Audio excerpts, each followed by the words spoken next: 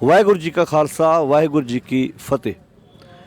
ਤਿੰਨ ਕਾਲੇ ਕਾਨੂੰਨ ਜੋ ਕੇਂਦਰ ਸਰਕਾਰ ਵੱਲੋਂ ਕਿਸਾਨਾਂ ਨੂੰ ਮਜ਼ਦੂਰਾਂ ਨੂੰ ਸਦਾ ਲਈ ਖਤਮ ਕਰਨ ਲਈ ਪਾਸ ਕੀਤੇ ਗਏ, ਉਹਨਾਂ ਨੂੰ ਰੱਦ ਕਰਾਉਣ ਲਈ ਦਿੱਲੀ ਦੇ ਵੱਖ-ਵੱਖ ਬਾਰਡਰਾਂ ਤੇ ਪਿਛਲੇ ਸਾਲ ਨਵੰਬਰ 25-26 ਤੋਂ ਦਿੱਲੀ ਦੇ ਵੱਖ-ਵੱਖ ਬਾਰਡਰਾਂ ਤੇ ਕਿਸਾਨ ਮਜ਼ਦੂਰ ਇਕੱਠੇ ਹੋ ਕੇ ਬੈਠੇ ਨੇ, ਜਿੱਥੇ ਉਹਨਾਂ ਨੂੰ ਹਜ਼ਾਰਾਂ ਮੁਸ਼ਕਿਲਾਂ ਦਾ ਸਾਹਮਣਾ ਕਰਨਾ ਪਿਆ, ਉੱਥੇ ਉਹਨਾਂ ਦੇ ਨਾਲ ਡਟ ਕੇ ਹਰ ਵਰਗ ਨੇ ਸਾਥ ਵੀ ਦਿੱਤਾ। ਅਸੀਂ ਗੱਲ ਕਰਨਾ ਚਾਹਾਂਗੇ ਗੁਰਮਤਿ ਗਿਆਨ ਮਿਸ਼ਨ ਕਾਲਜ ਸੰਸਥਾ ਨੇ ਪਿਛਲੇ ਸਾਲ ਤੋਂ ਲੈ ਕੇ ਹੁਣ ਤੱਕ ਆਪਣੇ ਵੱਲੋਂ ਬਣਦਾ ਯੋਗਦਾਨ ਪਾਇਆ ਹੈ। ਉੱਥੇ ਅਸੀਂ ਉਹਨਾਂ ਵੀਰਾਂ, ਉਹਨਾਂ ਭੈਣਾਂ ਭਰਾਵਾਂ ਦਾ ਜ਼ਿਕਰ ਕਰਨਾ ਵੀ ਜ਼ਰੂਰੀ ਸਮਝਦੇ ਹਾਂ ਜਿਨ੍ਹਾਂ ਨੇ ਇਸ ਅੰਦੋਲਨ ਦੇ ਵਿੱਚ ਤਨ ਕਰਕੇ, ਮਨ ਕਰਕੇ, ਧਨ ਕਰਕੇ ਸਾਥ ਦਿੱਤਾ। ਅੱਜ ਅਸੀਂ ਸਾਡੇ ਨਾਲ ਸਾਡੀ ਛੋਟੀ ਭੈਣ ਮਨੀਸ਼ਾ, ਜੋ ਕਿ ਹਿੰਦੂ ਪਰਿਵਾਰ ਨਾਲ ਸੰਬੰਧ ਰੱਖਦੀ ਹੈ। ਸਭ ਤੋਂ ਵੱਡੀ ਗੱਲ ਹੈ ਕਿ ਇੱਕ ਪੇਸ਼ੇ ਦੇ ਤੌਰ ਤੇ ਡਾਕਟਰ ਨੇ ਕਰੋਨਾ ਦੇ ਟਾਈਮ ਤੇ ਜਿੱਥੇ ਉਹਨਾਂ ਨੂੰ ਹਸਪੀਟਲ ਵਿੱਚ ਜਾ ਕੇ ਆਪਣੀ ਡਿਊਟੀ ਕਰਨੀ ਚਾਹੀਦੀ ਸੀ, ਉੱਥੇ ਉਹਨਾਂ ਨੇ ਪਹਿਲ ਦਿੱਤੀ ਕਿਸਾਨਾਂ ਨੂੰ, ਮਜ਼ਦੂਰਾਂ ਨੂੰ, ਕਿ ਇੱਥੇ ਆਣ ਕੇ ਉਹ ਆਪਣੀਆਂ ਸੇਵਾਵਾਂ ਉਹ ਦੇ ਸਕੇ। ਤੇ ਕਮਾਲ ਦੀ ਗੱਲ ਹੈ, ਪਿਛਲੇ ਸਾਲ ਤੋਂ ਲੈ ਕੇ ਹੁਣ ਤੱਕ ਲਗਾਤਾਰ ਹੁਣ ਤਾਂ ਜੇ ਸਗੋਂ ਥੋੜ੍ਹਾ ਰਸ਼ ਘਟਿਆ ਹੈ।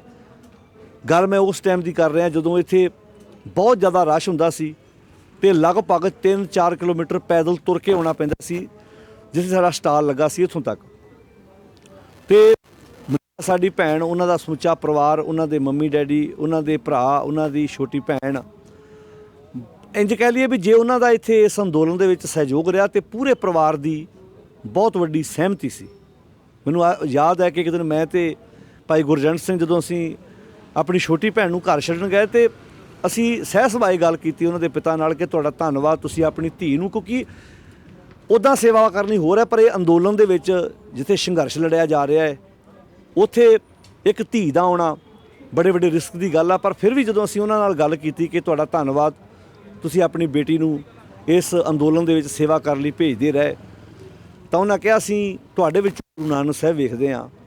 ਅਸੀਂ ਸਾਹਿਬਜ਼ਾਦਿਆਂ ਦੀ ਜਦੋਂ ਗੱਲ ਪੜ੍ਹਦੇ ਹਾਂ, ਸੁਣਦੇ ਹਾਂ, ਅਤੇ ਬੜੀ ਮਾਣ ਦੀ ਗੱਲ ਹੈ ਕਿ ਸਿਹਰਾ ਸਾਡੇ ਗੁਰੂ ਪਾਤਸ਼ਾਹ ਜੀ ਨੂੰ ਜਾਂਦਾ ਹੈ। ਅਤੇ ਅੱਜ ਸਾਡੇ ਨਾਲ ਸਾਡੀ ਛੋਟੀ ਭੈਣ ਮਨੀਸ਼ਾ ਟੈਂਟ ਦੇ ਵਿੱਚ, ਕਿਉਂਕਿ ਰੋਜ਼ ਉਹ ਮੈਡੀਸਨ ਦੀ ਸੇਵਾ ਕਰਦੇ ਨੇ, ਉਹ ਆਪਣੀਆਂ ਜਿਹੜੀਆਂ ਸੇਵਾਵਾਂ ਨੇ, ਜੋ ਉਹਨਾਂ ਦਾ ਕੋਲ ਗਿਆਨ ਆ, ਜੋ ਉਹਨਾਂ ਨੇ ਸੋਝੀ ਪ੍ਰਾਪਤ ਕੀਤੀ ਆ, ਉਹ ਮਾਣ ਮਹਿਸੂਸ ਕਰਦੇ। ਇੱਥੇ ਆਣ ਕੇ ਅਸੀਂ ਵੇਖਿਆ ਇਕੱਲਾ ਉਹ ਮੈਡੀਸਨ ਨਹੀਂ, ਜੇ ਅਸੀਂ ਕੋਈ ਵੀ ਕੰਮ ਕਰ ਰਹੇ ਹਾਂ, ਜੇ ਅਸੀਂ ਰੰਗ ਕਰ ਰਹੇ ਹਾਂ, ਜੇ ਅਸੀਂ ਕੋਈ ਸਾਫ਼ ਸਫਾਈ ਕਰ ਰਹੇ ਹਾਂ, ਤਾਂ ਸਾਡੇ ਨਾਲ ਉਹਨਾਂ ਨੇ ਮਤਲਬ ਆਣ ਕੇ ਪੂਰਾ ਸਾਥ ਦੇਣਾ। ਅਤੇ ਅਸੀਂ ਉਹਨੂੰ ਪੁੱਛਦੇ ਵੀ ਰਹੇ ਵੀ ਤੁਹਾਨੂੰ ਕਿੱਦਾਂ ਲੱਗਦਾ, ਅਤੇ ਉਹ ਕਹਿੰਦੇ ਮੈਨੂੰ ਖੁਸ਼ੀ ਹੁੰਦੀ। ਕਈ ਵਾਰੀ ਅਸੀਂ ਖੁਦ ਕਹਿਣਾ ਵੀ ਤੁਸੀਂ ਅੱਜ ਸੰਡੇ ਆ, ਤੁਸੀਂ ਨਾ ਆਓ, ਪਰ ਉਹ ਐਤਵਾਰ ਵੀ ਆਣ ਕੇ ਕਿਸਾਨਾਂ ਦੇ ਵਿੱਚ, ਕਿਸਾਨ ਭਰਾਵਾਂ ਦੇ ਨਾਲ ਜਿਹੜਾ ਮੋਢੇ ਨਾਲ ਮੋਢਾ ਜੋੜ ਕੇ ਸਾਡੀ ਛੋਟੀ ਭੈਣ ਨੇ, ਸਾਡੀ ਧੀ ਕਹਿ ਲਈਏ, ਉਹਨੇ ਬੜਾ ਸਾਥ ਦਿੱਤਾ ਹੈ। ਅਤੇ ਮੈਂ ਆਪਣੇ ਵੱਲੋਂ ਜੀ ਆਇਆਂ ਕਹਿਣਾ ਮਨੀਸ਼ਾ। ਵਾਹਿਗੁਰੂ ਜੀ ਕਾ ਖਾਲਸਾ, ਵਾਹਿਗੁਰੂ ਜੀ ਕੀ ਫਤਿਹ।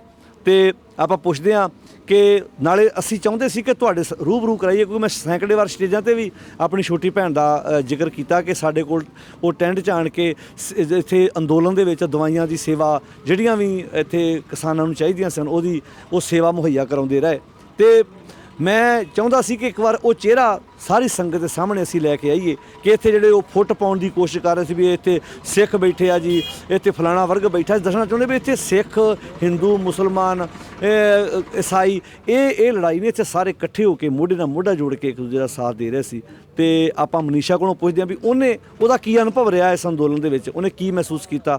ਹਾਂਜੀ ਮਨੀਸ਼ਾ ਜੀ, ਵਾਹਿਗੁਰੂ ਜੀ ਕਾ ਖਾਲਸਾ, ਵਾਹਿਗੁਰੂ ਜੀ ਕੀ ਫਤਿਹ। ਅਤੇ ਬਹੁਤ ਵਧੀਆ, ਜਦੋਂ ਮੈਂ ਸਟਾਰਟ ਕੀਤਾ ਸੀ ਇੱਥੇ ਆਉਣਾ, ਜਦੋਂ ਮੈਨੂੰ ਪਤਾ ਲੱਗਿਆ ਬਈ ਇੱਦਾਂ ਪੰਜਾਬ ਤੋਂ ਸ਼ੁਰੂ ਹੋਇਆ ਸੀ ਅਤੇ ਹੁਣ ਦਿੱਲੀ ਦੇ ਬਾਰਡਰ 'ਤੇ ਆ ਗਏ ਨੇ, ਅਤੇ ਇੱਕ ਹੋਇਆ ਸੀ ਵੀ ਸ਼ਾਇਦ ਮੈਂ ਜਾਣਾ ਚਾਹੀਦਾ, ਮੈਂ ਦੇਖਣਾ ਆ ਉੱਥੇ ਕੀ ਸਿਚੁਏਸ਼ਨ ਆ, ਕਿੱਦਾਂ ਅੰਦੋਲਨ, ਮਤਲਬ ਗੱਲ ਸੁਣੀ ਆ, ਅੱਜ ਤੱਕ ਕਦੇ ਦੇਖੀ ਨਹੀਂ ਚੀਜ਼ਾਂ। ਸੋ ਮੈਂ ਸੋਚਿਆ ਕਿ ਬਈ ਕਾਫੀ, ਜਦੋਂ ਨਿਊਜ਼ ਸੁਣੀਆਂ, ਆਪਾਂ ਦੇਖਿਆ ਵੀ ਪਾਣੀ ਦੀਆਂ ਬੁਛਾਰਾਂ ਕੀਤੀ ਗਈਆਂ ਅਤੇ ਆਂਸੂ ਗੈਸ ਦੇ ਗੋਲੇ ਵੀ ਸੀਗੇ ਅਤੇ ਕਈ ਲੋਕਾਂ ਨੂੰ ਇੰਜਰੀ ਵੀ ਹੋਈ ਸੀਗੀ। ਅਤੇ ਪਤਾ ਲੱਗਿਆ ਕਿ ਬਿਮਾਰ ਨੇ, ਠੰਡ ਦਾ ਮੌਸਮ ਸੀਗਾ ਅਤੇ ਪਾਣੀ ਦੀ ਬੁਛਾਰਾਂ ਕਰਕੇ ਲੋਕ ਬਿਮਾਰ ਸੀਗੇ, ਕਿਸੇ ਨੂੰ ਆਈ ਇਨਫੈਕਸ਼ਨ ਹੋਇਆ ਸੀ, ਕਈਆਂ ਨੂੰ ਬਹੁਤ ਇੰਜਰੀ ਲੱਗੀ ਸੀ। ਤੋ ਮੈਨੂੰ ਇਹ ਹੋਇਆ ਸੀ ਵੀ ਮੈਨੂੰ ਜਾਣਾ ਚਾਹੀਦਾ, ਮੈਨੂੰ ਉੱਧਰ ਹੈਲਪ ਕਰਨੀ ਚਾਹੀਦੀ ਆ, ਬਿਕੋਜ਼ ਉੱਥੇ ਉਹ ਲੋਕ ਨੇ ਜਿਹੜੇ ਆਪਣੇ ਰਾਈਟਸ ਲਈ ਆਏ ਨੇ। ਤੇ ਮੈਨੂੰ ਗੌਰਵ ਦੇ ਥਰੂ ਇੰਸਟਾਗ੍ਰਾਮ ਦੇ ਥਰੂ ਮੈਨੂੰ ਗੌਰਵ ਦੀ ਇੱਕ ਪੋਸਟ ਮਿਲੀ ਜਿੱਥੇ ਮੈਂਸ਼ਨ ਸੀਗਾ ਬਈ ਸਾਨੂੰ ਮੈਡੀਕਲ ਹੈਲਪ ਦੀ ਲੋੜ ਆ। ਮੈਂ ਕੁਝ ਨਹੀਂ ਸੋਚਿਆ, ਮੈਂ ਘਰੇ ਗੱਲ ਕੀਤੀ ਬਈ ਮੈਂ ਇੱਦਾਂ ਇੱਦਾਂ ਜਾਣਾ ਆ। ਮੰਮਾ ਪਾਪਾ ਨੇ ਕਿਹਾ ਠੀਕ ਆ, ਜੇ ਜਾਣਾ ਆ ਸਾਨੂੰ ਕੋਈ ਪ੍ਰੋਬਲਮ ਨਹੀਂ ਹੈਗੀ, ਸਾਨੂੰ ਮਾਣ ਮਹਿਸੂਸ ਹੋਣਾ ਵੀ ਤੂੰ ਇਹ ਡਿਸੀਜਨ ਲਿਆ ਆ। ਸੋ ਪਹਿਲੀ ਵਾਰੀ ਮੈਂ ਲਾਈਫ 'ਚ ਇੱਦਾਂ ਕੋਈ ਸੋਸ਼ਲ ਐਕਟੀਵਿਟੀ ਕੀਤੀ ਅਤੇ ਮੈਂ ਜਦੋਂ ਇੱਧਰ ਆਈ ਪਹਿਲੇ ਦਿਨ ਬਾਰਡਰ ਤੋਂ KFC ਮੈਂ ਦੂਰੋਂ ਦੇਖਿਆ ਸੀ। ਮੈਂ ਜ਼ਿੰਦਗੀ 'ਚ ਸੋਚਿਆ ਨਹੀਂ ਸੀ ਮੈਂ ਕਦੇ ਤੁਰ ਕੇ ਜਾਣਾ, ਅਤੇ ਮੈਂ ਗੱਲ ਕਰਦੇ ਕਰਦੇ ਮੈਂ ਤੁਰ ਕੇ ਆ ਗਈ KFC ਤੱਕ। ਮੈਨੂੰ ਪਤਾ ਵੀ ਨਹੀਂ ਲੱਗਿਆ ਕਿਉਂਕਿ ਉਹ ਇੰਨਾ ਲੋਕਾਂ ਨੂੰ ਦੇਖ ਕੇ ਜਦੋਂ ਚੀਜ਼ਾਂ ਮੈਂ ਦੇਖੀਆਂ ਐਕਚੁਅਲ ਨਿਊਜ਼ 'ਤੇ ਕੁਛ ਹੋਰ ਸੀ, ਐਕਚੁਅਲ ਗਰਾਊਂਡ ਸਿਨੈਰੀਓ 'ਤੇ ਸਿਚੁਏਸ਼ਨ ਕੁਛ ਹੋਰ ਸੀਗੀ। ਅਤੇ ਜਦੋਂ ਇੱਧਰ ਆਈ ਇੱਧਰ ਦੇਖੀਆਂ ਵੀ ਸਿਚੁਏਸ਼ਨ ਬਹੁਤ ਡਿਫਰੈਂਟ ਹੈਗੀਆਂ। ਅਤੇ ਜਦੋਂ ਇੱਕ ਦਿਨ ਲਈ ਸੋਚ ਕੇ ਆਈ ਸੀ ਪਰ ਉਹ ਇੱਕ ਦਿਨ ਸਾਲ ਹੋ ਗਿਆ, ਮੈਨੂੰ ਪਤਾ ਨਹੀਂ ਲੱਗਿਆ। ਚੀਜ਼ਾਂ ਇਹਨਾਂ ਕਾਫੀਆਂ ਚੀਜ਼ਾਂ ਸਿੱਖੀਆਂ ਬਈ ਤੁਸੀਂ ਕਿਵੇਂ ਸਿਚੁਏਸ਼ਨਸ ਨੂੰ ਤੁਸੀਂ ਹੈਂਡਲ ਕਿਵੇਂ ਕਰਦੇ ਹੋ। ਤੁਹਾਡੀ ਲਾਈਫ 'ਚ ਅਪ ਡਾਊਨਸ ਆਉਂਦੇ ਰਹਿੰਦੇ ਆ, ਬਟ ਉਹਨਾਂ ਨੂੰ ਛੱਡ ਕੇ ਤੁਸੀਂ ਕਿਸੇ ਦੀ ਹੈਲਪ ਬਾਰੇ ਕਿਵੇਂ ਸੋਚ ਸਕਦੇ ਹੋ, ਤੁਸੀਂ ਕਿਸੇ ਹੋਰ ਲਈ ਕਿਵੇਂ ਕਰ ਸਕਦੇ ਹੋ, ਉਹ ਚੀਜ਼ਾਂ ਮੈਂ ਇੱਧਰ ਆ ਕੇ ਸਿੱਖੀਆਂ। ਅਤੇ ਕਾਫੀਆਂ ਚੀਜ਼ਾਂ ਮਤਲਬ ਜਿੱਦਾਂ ਆਪਾਂ ਦੇਖਦੇ ਹਾਂ ਕਿਤੇ ਵੀ ਕੋਈ ਅੰਦੋਲਨ ਹੁੰਦਾ ਉੱਥੇ ਜਾਤੀਵਾਦ ਜਾਂ ਧਰਮ ਦੇ ਨਾਮ 'ਤੇ ਪੰਗੇ ਹੁੰਦੇ ਆ ਜਾਂ ਕੁਛ ਵੀ ਕਹਿ ਦਿੰਦੇ ਆ, ਬਟ ਇੱਥੇ ਸਭ ਤੋਂ ਵੱਡੀ ਚੀਜ਼ ਵੀ ਉਹ ਚੀਜ਼ ਹੀ ਖਤਮ ਹੋ ਗਈ। ਇੱਧਰ ਕੋਈ ਹਿੰਦੂ ਨਹੀਂ, ਕੋਈ ਮੁਸਲਮਾਨ ਨਹੀਂ, ਕੋਈ ਸਿੱਖ ਨਹੀਂ, ਸਾਰੇ ਆਪਾਂ ਇੱਕ ਜਿਹੜੀ ਸਭ ਤੋਂ ਵੱਡੀ ਚੀਜ਼ ਆ ਹਿਊਮੈਨਿਟੀ, ਇਨਸਾਨੀਅਤ ਹੈਗੀ ਸਭ ਤੋਂ ਵੱਡੀ ਚੀਜ਼ ਉਹ ਆ। ਅਤੇ ਉਹ ਸਭ ਤੋਂ ਵੱਡਾ ਐਗਜ਼ਾਮਪਲ ਸੈੱਟ ਹੋਇਆ ਬਈ ਜਦੋਂ ਆਪਾਂ ਸਾਰੇ ਮਿਲ ਕੇ ਏਕ ਹੁੰਦੇ ਆ ਅਤੇ ਉਹਦਾ ਮਤਲਬ ਇਹ ਆ ਬਈ ਹੁਣ ਧਰਮ ਦੀ ਗੱਲ ਹੀ ਕੋਈ ਨਹੀਂ ਹੈਗੀ, ਆਪਾਂ ਸਾਰੇ ਏਕ ਹੈਗੇ ਆ।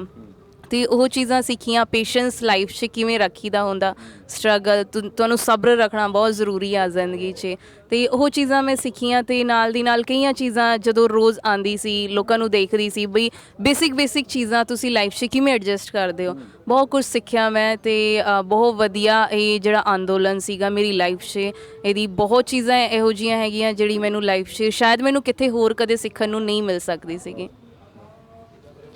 ਦੇਖੋ ਜਿਵੇਂ ਸਾਡੀ ਛੋਟੀ ਭੈਣ ਨੇ ਆਪਣਾ ਅਨੁਭਵ ਜਿਹੜਾ ਵਾ ਉਹ ਸਾਡੇ ਸਾਰਿਆਂ ਨਾਲ ਆਪਣਾ ਸ਼ੇਅਰ ਕੀਤਾ, ਸੰਗਤਾਂ ਨੂੰ ਦੱਸਿਆ ਕਿ ਕਿੱਦਾਂ ਉਹਨਾਂ ਨੇ ਆਣ ਕੇ ਮਾਣ ਮਹਿਸੂਸ ਕੀਤਾ ਇੱਥੇ ਆਪਣੇ ਕਿਸਾਨ ਭਰਾਵਾਂ ਜਿਹਨੇ ਇੱਥੇ ਅੰਦੋਲਨ ਦੇ ਵਿੱਚ ਆਪਣੇ ਹੱਕਾਂ ਪ੍ਰਤੀ ਲੜ ਰਹੇ ਸੀ, ਉਹਨਾਂ ਦੀ ਸੇਵਾ ਕਰਨ ਵਿੱਚ। ਅਤੇ ਅਸੀਂ ਦੱਸਣਾ ਚਾਹੁੰਦੇ ਹਾਂ ਕਿ ਇਹ ਜਿੱਥੇ ਸਾਡੀ ਇਹ ਛੋਟੀ ਭੈਣ ਨੇ ਆਪਣੀ ਜਿਹੜੀ ਉਹਨਾਂ ਦੀ ਵਿੱਦਿਆ ਜਿਹੜੀ ਐਜੂਕੇਸ਼ਨ ਡਾਕਟਰੀ ਦੀ ਜਿੱਥੇ ਉਹ ਨਾਲ ਉੱਥੇ ਸੇਵਾਵਾਂ ਦੇ ਰਹੇ ਨਾਲ ਉਹਨਾਂ ਨੇ ਕਿਸਾਨੀ ਅੰਦੋਲਨ ਦੇ ਵਿੱਚ ਸੇਵਾ ਕਰਕੇ ਮਾਣ ਮਹਿਸੂਸ ਕੀਤਾ ਕਿ ਕਿੱਦਾਂ, ਕਿਉਂਕਿ ਇਹ ਅੰਦੋਲਨ ਜਿੱਤਿਆ ਹੀ ਤਾਂ ਗਿਆ। ਦੇਖੋ ਸਭ ਤੋਂ ਪਹਿਲੀ ਗੱਲ ਇਹ ਹੈ ਕਿ ਜੇ ਆਪਾਂ ਅੱਜ ਇਹ ਜਿੱਤ ਦੇ ਲਾਗੇ ਹੋਏ ਹਾਂ ਅਤੇ ਇਹਦੇ ਵਿੱਚ ਹਰ ਵਰਗ ਨੇ ਸਹਿਯੋਗ ਦਿੱਤਾ। ਜੇ ਇਕੱਲਾ ਇੱਕ ਧਿਰ ਇੱਕ ਵਰਗ ਸਿਰਫ ਇਕੱਲੀ ਆਪਾਂ ਜੇ ਇੰਝ ਕਹਿ ਲਈਏ ਵੀ ਇਕੱਲਾ ਪੰਜਾਬ ਤੁਰਦਾ ਤਾਂ ਸ਼ਾਇਦ ਗੱਲ ਨਾ ਬਣਦੀ। ਪੰਜਾਬ ਦੇ ਨਾਲ ਹਰਿਆਣਾ ਤੁਰਿਆ, ਨਾਲ ਯੂਪੀ, ਮਤਲਬ ਹਰ ਸਟੇਟ ਨੇ। ਦਿੱਲੀ ਦੇ ਜੇ ਅਸੀਂ ਇਕੱਲੇ ਵਸਨੀਕ ਦੀ ਗੱਲ ਕਰੀਏ ਤਾਂ ਸਾਡੇ ਕੋਲ ਸ਼ਬਦ ਨਹੀਂ ਹੈਗੇ, ਕਿਉਂਕਿ ਅਸੀਂ ਖੁਦ ਮਹਿਸੂਸ ਕੀਤਾ। ਗੁਰਦੁਆਰਾ ਸਾਹਿਬ ਦੀਆਂ ਪ੍ਰਬੰਧਕ ਕਮੇਟੀਆਂ ਕਈ ਸਾਡੇ ਕੋਲ ਇੱਥੇ ਆਣ ਕੇ ਸੇਵਾ ਦੇ ਵਿੱਚ ਹੱਥ ਵਟਾਉਂਦੇ ਰਹੇ। ਉਹ ਮਤਲਬ ਉਹਨਾਂ ਨੇ ਮਾਣ ਮਹਿਸੂਸ ਕੀਤਾ ਕਿ ਅਸੀਂ ਆਪਣੇ ਭਰਾਵਾਂ ਦੇ ਕੰਮ ਆ ਸਕੇ ਹਾਂ। ਅਤੇ ਮਨੀਸ਼ਾ ਜਦੋਂ ਤੁਸੀਂ ਘਰ ਜਾਂਦੇ ਸੀ ਇੱਥੋਂ ਅੰਦੋਲਨ ਤੋਂ, ਤੁਹਾਡੇ ਮੰਮੀ ਡੈਡੀ ਕੀ ਮਹਿਸੂਸ ਕਰਦੇ ਸੀ ਤੁਹਾਡੇ ਬਾਰੇ? ਕਿਉਂਕਿ ਇੱਕ ਸਭ ਤੋਂ ਪਹਿਲ ਗੱਲ ਹੁੰਦੀ ਹੈ ਵੀ ਇੱਕ ਲੜਕਾ ਆਪਣੇ ਘਰੋਂ ਬਾਹਰ ਜਾਵੇ, ਕਿਉਂਕਿ ਅਸੀਂ ਅੰਦੋਲਨ 'ਚ ਵੇਖਦੇ ਰਹੇ ਵੀ ਕਈ ਆਪਣੇ ਬੱਚਿਆਂ ਨੂੰ ਜਿਨ੍ਹਾਂ ਦੇ ਬੇਟੇ ਸੀ ਉਹ ਵੀ ਭੇਜਣ ਤੋਂ ਕਈ ਵਾਰੀ ਕੰਨੀ ਕਤਰਾਉਂਦੇ ਸੀ ਵੀ ਉੱਥੇ ਕੋਈ ਘਟਨਾ ਨਾ ਵਾਪਰ ਜਾਏ, ਉੱਥੇ ਲੜਾਈ ਝਗੜਾ ਨਾ ਹੋ ਜਾਏ, ਗੋਲੀ ਨਾ ਚੱਲ ਜਾਏ। ਅਤੇ ਤੁਸੀਂ ਤਾਂ ਇੱਕ ਲੜਕੀ ਸੀ, ਤੁਹਾਨੂੰ ਤੁਹਾਡੇ ਮੰਮੀ ਡੈਡੀ ਨੇ ਕੋਈ ਇੱਦਾਂ ਦਾ ਕੁਐਸਚਨ ਕੀਤਾ ਹੋਵੇ ਜਾਂ ਤੁਹਾਨੂੰ ਕਦੀ ਡਰਾਇਆ ਹੋਵੇ ਕਿ ਇਹ ਸਿੱਖ ਤਾਂ ਇੱਦਾਂ ਦੇ ਹੁੰਦੇ ਆ, ਉਹ ਤਾਂ ਮਤਲਬ ਖਤਰਨਾਕ ਹੁੰਦੇ ਆ, ਜਾਂ ਬੜਾ ਕੁਝ ਜੋ ਨੈਸ਼ਨਲ ਮੀਡੀਆ ਰਾਹੀਂ ਪ੍ਰਚਾਰਿਆ ਗਿਆ, ਤੁਹਾਨੂੰ ਤੁਹਾਡੇ ਮੰਮੀ ਡੈਡੀ ਵੱਲੋਂ ਕੋਈ ਇੱਦਾਂ ਦਾ ਕੋਈ ਸਵਾਲ ਹੋਇਆ ਹੋਵੇ ਜਾਂ ਤੁਹਾਨੂੰ ਕੋਈ ਗੱਲ ਕਹੀ ਗਈ ਹੋਵੇ ਪਰਿਵਾਰ ਵੱਲੋਂ, ਉਹ ਜ਼ਰੂਰ ਤੁਸੀਂ ਸੰਗਤਾਂ ਨਾਲ ਸਾਂਝੀ ਕਰੋ। ਫੈਮਿਲੀ ਨੇ ਤਾਂ ਕਦੇ ਇੱਦਾਂ ਕੁਛ ਨਹੀਂ ਕਿਹਾ, ਬਟ ਜਿੱਦਾਂ ਮੈਂ ਦਿੱਲੀ ਤੋਂ ਬਿਲੋਂਗ ਕਰਦੀ ਹਾਂ ਅਤੇ ਬਹੁਤ ਸਾਰੀਆਂ ਚੀਜ਼ਾਂ ਹੈਗੀਆਂ ਲੋਕਲ, ਜਿੱਦਾਂ ਜਦੋਂ ਫਰੈਂਡ ਸਰਕਲ 'ਚ ਹੁੰਦੀ ਸੀ ਅਤੇ ਫਰੈਂਡਸ ਕਹਿੰਦੇ ਸੀ ਬਈ ਉੱਥੇ ਸੇਫ ਨਹੀਂ ਹੈਗਾ ਅਤੇ ਖਾਲਿਸਤਾਨੀ ਨੇ ਜਾਂ ਨਿਊਜ਼ 'ਤੇ ਇਹ ਆਈ ਜਾਂਦੀਆਂ ਚੀਜ਼ਾਂ। ਅਤੇ ਮੈਂ ਕਿਹਾ ਤੁਸੀਂ ਇੱਕ ਦਿਨ ਟਾਈਮ ਕੱਢੋ ਅਤੇ ਮੇਰੇ ਨਾਲ ਚੱਲੋ। ਕੁਛ ਮੰਨੇ ਆਉਣ ਲਈ, ਕੁਝ ਨਹੀਂ ਆਏ, ਅਤੇ ਜਿਹੜੇ ਮੇਰੇ ਨਾਲ ਆਏ ਉਹਨਾਂ ਦੀ ਆਉਣ ਤੋਂ ਬਾਅਦ ਥਿੰਕਿੰਗ ਚੇਂਜ ਹੋ ਗਈ ਕਿ ਬਈ ਗਲਤ ਚੀਜ਼ਾਂ ਸੱਚੀ ਦਿਖਾਈ ਜਾ ਰਹੀਆਂ ਨੇ। ਅਤੇ ਮੈਂ ਕਿਹਾ ਉਹ ਮਤਲਬ ਮੈਂ ਕਦੇ ਬਾਰਡਰ 'ਤੇ ਆਉਂਦੀ ਨਹੀਂ ਸੀ, ਆਫਟਰ ਈਵਨਿੰਗ ਜਾਂ ਫਿਰ ਹਨੇਰੇ ਤੋਂ ਬਾਅਦ ਕਦੇ ਵੀ ਬਾਰਡਰ ਸਾਈਡ ਆਪਾਂ ਸੇਫ ਨਹੀਂ ਸਮਝਦੇ ਸੀਗੇ।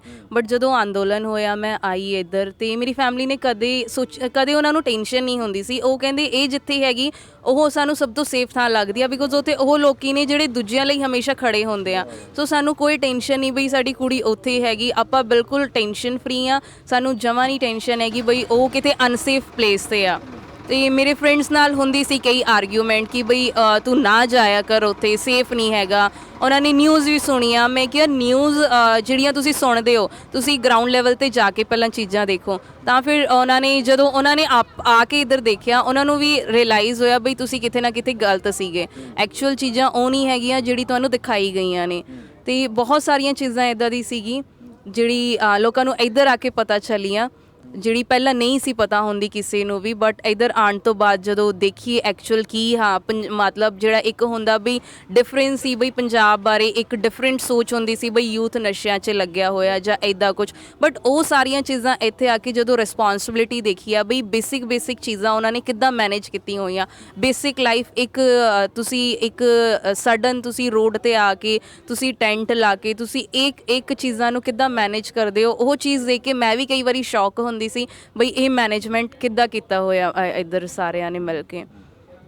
ਬਿਲਕੁਲ ਜੀ, ਵੇਖੋ ਇਹ ਸਾਡੀ ਛੋਟੀ ਭੈਣ ਨੇ ਆਪਣਾ ਅਨੁਭਵ ਦੱਸਿਆ ਤੇ ਨਾਲ ਜਿਹੜਾ ਉਹਨਾਂ ਦਾ ਫਰੈਂਡ ਸਰਕਲ ਸੀ ਜਾਂ ਜਿਹੜੇ ਅੰਦੋਲਨ ਪ੍ਰਤੀ ਗਲਤ ਅਫਵਾਹਾਂ ਫੈਲੀਆਂ ਹੋਈਆਂ ਸੀ ਉਹ ਸਾਰੀਆਂ ਕਲੀਅਰ ਹੋਈਆਂ ਜਦੋਂ ਉਹਨਾਂ ਦੱਸਿਆ ਕਿ ਇੱਥੇ ਆਣ ਕੇ ਉਹਨਾਂ ਨੇ ਆਪਣੇ ਜਿਹੜੇ ਉਹਨਾਂ ਦੇ ਨਾਲ ਫਰੈਂਡ ਸੀ, ਜਿਹੜੇ ਉਹਨਾਂ ਦੇ ਦੋਸਤ ਮਿੱਤਰ, ਜਿਹੜੇ ਉਹਨਾਂ ਦੇ ਨਾਲ ਜੌਬ ਕਰਨ ਵਾਲੇ ਜਾਂ ਬਾਕੀ ਪਰਿਵਾਰਕ ਮੈਂਬਰ, ਸਭ ਤੋਂ ਵੱਡੀ ਗੱਲ ਆ ਕਿ ਉਹਨਾਂ ਦੇ ਇਹ ਪਰਿਵਾਰਕ ਮੈਂਬਰ, ਉਹਨਾਂ ਦੇ ਮੰਮੀ, ਉਹਨਾਂ ਦੇ ਡੈਡੀ, ਉਹਨਾਂ ਦੇ ਛੋਟੇ ਬ੍ਰਦਰ ਸਿਸਟਰ, ਉਹ ਵੀ ਇੱਥੇ ਅੰਦੋਲਨ 'ਚ ਆਉਂਦੇ ਰਹੇ। ਤੇ ਬੜੀ ਖੁਸ਼ੀ ਦੀ ਗੱਲ ਆ ਕਿ ਵੇਖੋ ਜੀ ਅੱਜ ਅਸੀਂ ਜਿੱਤ ਦੇ ਲਾਗੇ ਹਾਂ ਤੇ ਸਾਡੇ ਕੋਲ ਸ਼ਬਦ ਨਹੀਂ ਹੈਗੇ ਅਸੀਂ ਆਪਣੀ ਛੋਟੀ ਭੈਣ ਦਾ, ਇਹਨਾਂ ਦੇ ਸਮੁੱਚੇ ਪਰਿਵਾਰ ਦਾ ਧੰਨਵਾਦ ਕਰ ਸਕੀਏ। ਤੇ ਅਸੀਂ ਆਪਣੇ ਨੂੰ ਫਰਜ਼ ਸਮਝਿਆ ਕਿ ਅਸੀਂ ਸੰਗਤਾਂ ਸਾਹਮਣੇ ਉਹ ਚਿਹਰੇ ਜ਼ਰੂਰ ਲੈ ਕੇ ਆਈਏ ਜਿਨ੍ਹਾਂ ਨੇ ਇਸ ਅੰਦੋਲਨ ਦੇ ਵਿੱਚ ਪਿੱਛੇ ਰਹਿ ਕੇ ਕੰਮ ਕੀਤਾ, ਵੀ ਜਿਹੜੇ ਸਾਹਮਣੇ ਨਹੀਂ ਆ ਸਕੇ ਪਰ ਅਸੀਂ ਵਿਖਾਉਣਾ ਚਾਹੁੰਦੇ ਹਾਂ ਵੀ ਪਤਾ ਲੱਗੇ ਵੀ ਜੇ ਅੱਜ ਅਸੀਂ ਇੱਥੋਂ ਤੱਕ ਪਹੁੰਚੇ ਹਾਂ। ਕਿਉਂਕਿ ਇੱਥੇ ਅਸੀਂ ਵੇਖਦੇ ਹੁੰਦੇ ਸੀ ਜਦੋਂ ਵੀ ਕਿਸੇ ਬਜ਼ੁਰਗ ਨੇ, ਕਿਉਂਕਿ ਇੱਥੇ ਜਿਸ ਆਪਾਂ ਮੇਨ ਹਾਈਵੇ ਤੇ ਬੈਠੇ ਤੇ ਕੋਈ ਲਾਗੇ ਮੈਡੀਕਲ ਸਟੋਰ ਨਹੀਂ ਹੈਗਾ, ਕਿਉਂਕਿ ਇੱਥੇ ਮੈਡੀਸਨ ਰੱਖੀ ਹੋਈ ਆ। ਅੱਧੀ ਰਾਤ ਵੀ ਕਈ ਵਾਰੀ ਸਾਨੂੰ ਆਣ ਕੇ ਕੋਈ ਆਵਾਜ਼ ਉਡਾਉਂਦਾ,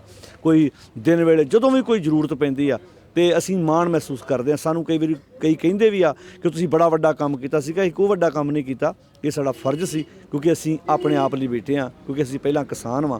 ਤੇ ਇਸ ਅੰਦੋਲਨ ਨੇ ਜੋ ਪੇਂਡੂ ਤੇ ਸ਼ਹਿਰੀ ਦਾ ਇੱਕ ਬਹੁਤ ਵੱਡਾ ਗੈਪ ਸੀ ਨਾ, ਉਹਨੂੰ ਦੂਰ ਵੀ ਕੀਤਾ। ਬੜੇ ਨੇੜੇ ਹੋਏ ਆ, ਜਿਹੜੇ ਭਰਮ ਭੁਲੇਖੇ ਸੀ ਇੱਕ ਦੂਜੇ ਦੇ ਪ੍ਰਤੀ ਉਹ ਦੂਰ ਹੋਏ ਆ। ਤੇ ਅਸੀਂ ਅਖੀਰ ਦੇ ਵਿੱਚ ਗੁਰਮਤਿ ਗਿਆਨ ਮਿਸ਼ਨ ਕਾਲਜ ਦੀ ਸਮੁੱਚੀ ਸੰਸਥਾ ਵੱਲੋਂ, ਸਮੁੱਚੇ ਸਾਡੇ ਸਟਾਫ ਵੱਲੋਂ, ਸਾਡੇ ਟਰਸਟੀਆਂ ਵੱਲੋਂ ਅਸੀਂ ਆਪਣੀ ਇਸ ਛੋਟੀ ਭੈਣ ਦਾ, ਆਪਣੀ ਧੀ ਦਾ ਤਹਿ ਦਿਲੋਂ ਧੰਨਵਾਦ ਕਰਦੇ ਹਾਂ। ਸਮੁੱਚੇ ਪਰਿਵਾਰ ਦਾ ਵੀ ਸਾਡੇ ਕੋਲ ਸ਼ਬਦ ਨਹੀਂ ਹੈਗੇ ਕਿ ਜਿਨ੍ਹਾਂ ਨਾਲ ਅਸੀਂ ਧੰਨਵਾਦ ਕਰ ਸਕੀਏ, ਕਿ ਸ਼ੁਕਰਗੁਜ਼ਾਰ ਹਾਂ ਕਿ ਅੱਗੇ ਤੋਂ ਵੀ ਜਦੋਂ ਕਿਤੇ ਸਾਨੂੰ ਜ਼ਰੂਰਤ ਪਵੇ ਇਹ ਸਾਡੀ ਛੋਟੀ ਭੈਣ, ਇਹਨਾਂ ਦਾ ਸਮੁੱਚਾ ਪਰਿਵਾਰ ਇੱਦਾਂ ਹੀ ਅਸੀਂ ਮੋਢੇ ਨਾਲ ਮੋਢਾ ਜੋੜ ਕੇ ਅਸੀਂ ਸਮਾਜ ਦੇ ਵਿੱਚ ਇੱਦਾਂ ਕੋਈ ਸੇਵਾ ਕਰ ਸਕੀਏ। ਗੁਰੂ ਬਖਸ਼ਿਸ਼ ਕਰੇ। ਅਸੀਂ ਸਾਰਿਆਂ ਦਾ ਜਿੱਥੇ ਧੰਨਵਾਦ ਕਰਦੇ ਹਾਂ ਦੇਸ਼ਾਂ ਵਿਦੇਸ਼ਾਂ ਦੇ ਵੀਰਾਂ ਦਾ, ਜਿਨ੍ਹਾਂ ਨੇ ਆਉਣ ਵਾਲੇ ਸਮੇਂ 'ਚ ਅਸੀਂ ਉਹ ਵੀ ਚਿਹਰੇ ਲੈ ਕੇ ਆਵਾਂਗੇ ਜਿਨ੍ਹਾਂ ਨੇ ਵਿਦੇਸ਼ਾਂ 'ਚ ਬੈਠ ਕੇ ਵੀ ਮਤਲਬ ਉਹਨਾਂ ਦਾ ਤਨ ਉੱਥੇ ਸੀ ਪਰ ਉਹਨਾਂ ਦਾ ਮਨ ਇਸ ਅੰਦੋਲਨ ਦੇ ਵਿੱਚ ਸੀ। ਹਰ ਪੱਖੋਂ ਉਹਨਾਂ ਨੇ ਸਹਿਯੋਗ ਦਿੱਤਾ।